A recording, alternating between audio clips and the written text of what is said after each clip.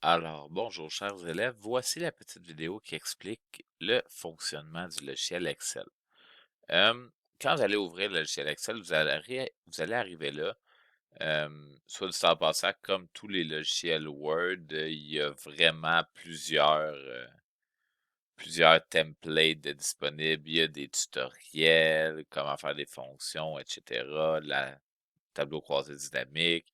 Il y a des choses qui sont déjà faites. Il y a aussi plein de choses qui sont déjà faites déjà sur Internet, hein, si vous cherchez des visuels particuliers. Nous, dans notre cas, on ne cherchera pas de visuel particulier pour tout de suite. Je vais donc partir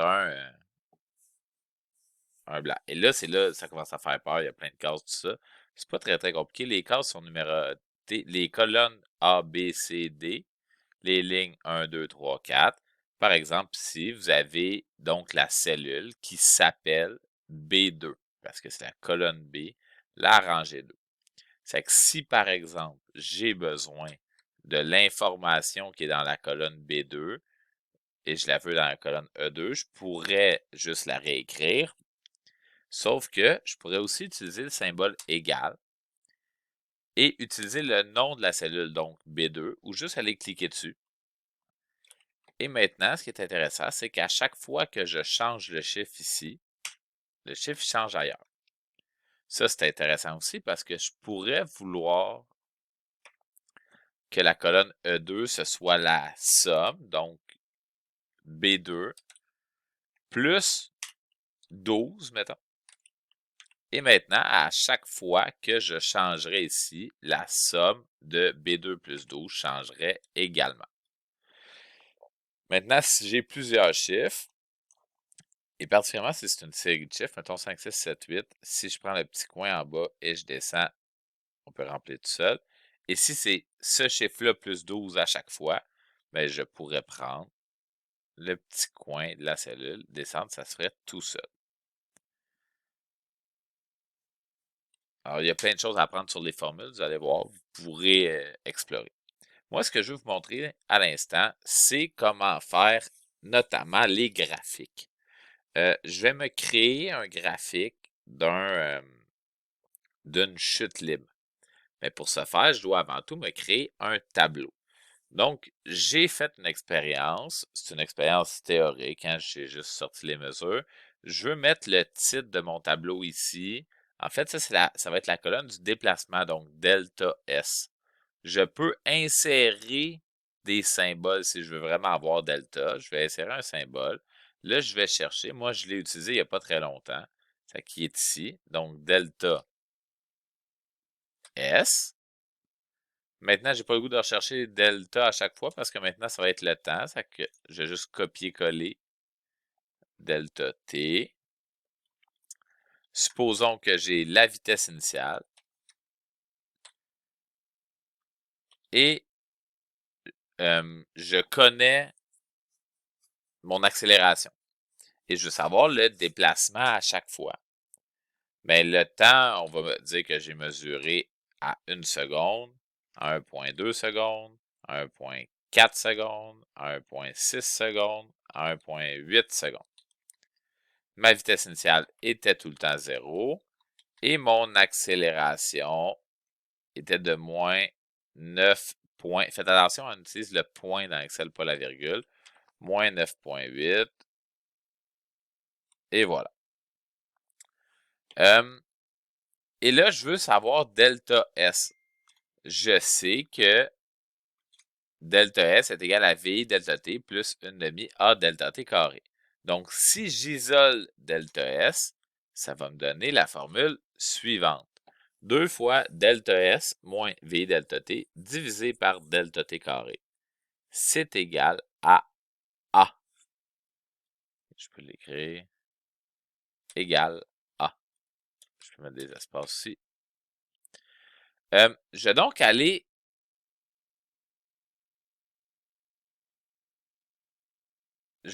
moi, c'est pas ça que je veux.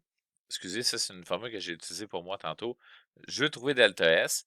Donc, je sais que delta S est égal à VI. Là, je pourrais taper 0, mais je peux aller aussi choisir la case. VI fois, là, j'utilise le petit bouton fois, delta T, qui est sur mon clavier, là. plus une demi, c'est 0,5, multiplié par la case de A, multiplié par la case de delta t. Là, j'ai de la difficulté à aller la choisir, c'est que je vais la taper. Delta t, c'est B2. Au carré, pour faire le carré, je fais de l'accent circonflexe et 2. Et voilà, ça calcule mon déplacement. J'ai évidemment pas le goût de retaper cette formule-là à chaque fois. C'est que je vais prendre le petit coin et je vais descendre. Et on remarquera que ici, ma formule, c'était C2 fois B2. Là, c'est rendu C3 fois B3, C4 fois B4, C5 fois B5, C6 fois B6. Que là, j'ai trouvé, j'ai fait tous les calculs d'un coup pour mes différents temps. Évidemment, si je change mon temps là, ma réponse, elle change. Si je vais aller faire un graphique maintenant, je vais faire un graphique du déplacement en fonction du temps. Je vais aller cliquer sur Insérer. Je veux faire un graphique. Moi, dans ce cas-ci, je vais choisir la ligne. Vous voyez, il y a vraiment plein de sortes de graphiques, là. Je vais choisir la ligne. Et après ça, je vais aller sélectionner mes données. Je vais cliquer sur Entrer une nouvelle série.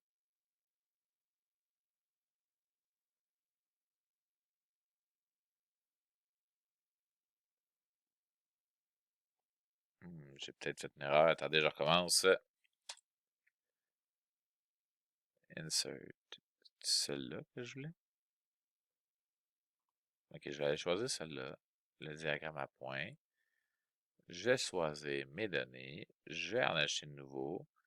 Je vais appeler ça le nom. Je donne le nom que je veux. Dans ce cas-ci, c'est une chute libre. Après ça, je vais aller choisir l'axe des X. L'axe des X, dans mon cas, c'est le temps. Je choisis mon temps. L'axe des Y, c'est mon déplacement. Je choisis mon déplacement. Et j'ai mon graphique. Là, si je l'aime pas, mon graphique, je peux changer le look. Je peux changer, entre guillemets, le layout, hein, dépendant s'il y a quelque chose qui fait plus mon affaire. Moi, j'aime bien avoir les points. J'aurais pu aussi décider d'avoir les points. Il y en a un qui est beau, mais je ne trouve pas. Il y a les points dans un petit tableau en dessous. Tant pis. OK, lui est beau. Si je peux ajouter des éléments aussi du tableau. Je pourrais ajouter, ça se fait bien par ici aussi, je pourrais ajouter le titre du tableau. Comme c'est quelque chose que je vous demande, c'est intéressant. Je pourrais ajouter les données. OK. Et décider ils vont où.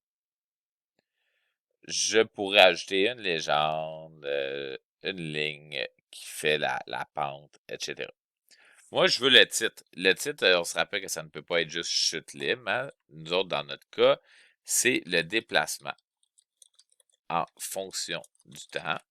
Je peux aller nommer mes axes, ça tombe bien. Vous êtes évalué là-dessus. Ça, c'est mon déplacement. Et mon déplacement, je le veux en mètres. On peut mettre ça où on veut, hein. On peut vraiment aller le déplacer proche de l'axe si on le souhaite. Ça, c'est mon temps en secondes. Tu peux changer ton layout comme tu veux. Oh, celui-là, il est cute. Là, tu fais juste assurer que tout est beau après. Ça, je ne tiens pas nécessairement à avoir cette information-là. Et voilà.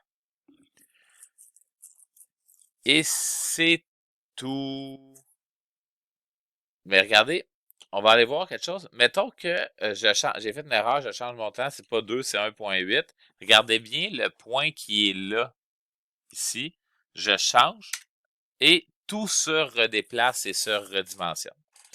Allons voir maintenant si jamais c'est pas le déplacement que je voulais faire, c'est plutôt La vitesse finale. Je me suis déjà fait une petite banque d'informations. Et voilà. Et là, je vais utiliser cette formule-là. Déplacement est égal à VI plus VF sur delta T sur 2. Ça veut donc dire que VF est égal à mon déplacement fois 2 divisé par mon temps moins ma vitesse initiale. Là, si vous n'aimez pas le look, vous pouvez aussi décider d'aller mettre des parenthèses. J'ai trouvé ma vitesse finale. Je vais refaire le calcul pour tout ça. Et là, je peux aller tracer, insérer un nouveau tableau. Cette fois-ci, je veux celui-là. Vous pouvez essayer, hein, il y a vraiment une petite partie d'essai-erreur. Select Data. Encore une fois,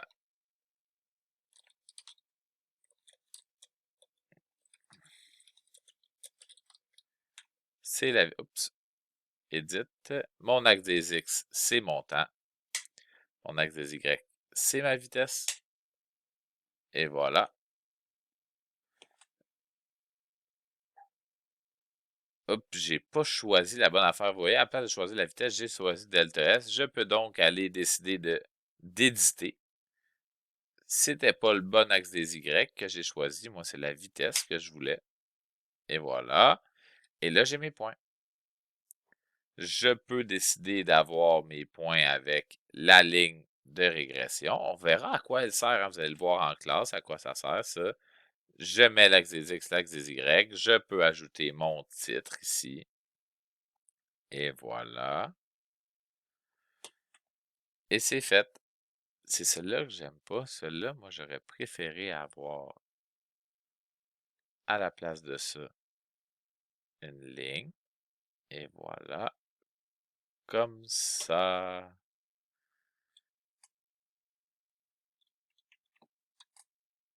Puis là, si je change toutes mes données, mettons 2, 3, 4, 5. Et voilà. Alors, c'était Excel. Il y a vraiment plein d'autres choses que vous pouvez faire. L'univers des formules est magique. Il y a vraiment plein de formules déjà intégrées dans le logiciel. Par exemple, égal. Dès que vous pesez sur égal, vous avez ici la liste de toutes les formules. Vous pouvez aller là, chercher exactement ce que vous voulez. Il y en a plein. Sin, cos, tan, addition, soustraction, moyenne, tangente. Etc. Arrondir, valeur absolue, il y a plein d'affaires. Vous pouvez écrire une petite description ici, puis ça va vous aider à trouver ce que vous voulez. Mettons que je veux faire la valeur absolue. Moi, je la trouve pas parce que c'est en anglais. Ah, non, il est ici, regardez, ABS, la valeur absolue. Puis là, vous pouvez ajouter les formules. Puis il y a de l'aide sur plein de forums pour vous aider. Mais ce que je voulais vous montrer, c'est que tout ça se fait très, très vite. C'est tout.